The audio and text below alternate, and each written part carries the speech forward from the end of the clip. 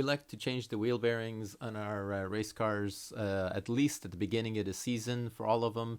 Even though they still feel pretty good, it's just preventive maintenance, so we don't have any trouble down the road. And changing them is so easy, because on our Genesis Coupe that we have here, all you have to do is take the brakes off. Once you take the rotors off, you just have the 4 bolts on the back. This is the front, 4 bolts on the back, and take them off. Don't forget the wheel speed sensor back there also. You need to take that off too, unplug that. And then you just pull out the hub. The hub still feels good, but we'd like to replace it just to be safe, so we don't have any troubles during the season. Of course, we only use Timken bearings. Timken is OEM quality or better. They're fantastic. They're made in Korea, at least the ones that the Genesis uses. And they are amazing. We haven't had any problems. They are amazing quality.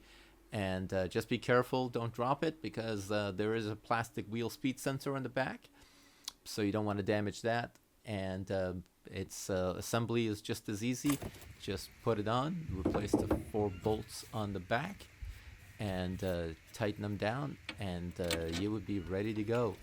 It's that simple, which is why we like to do that as preventive maintenance. Just like changing your oil, it's always good to have this so you don't have any surprises at the track.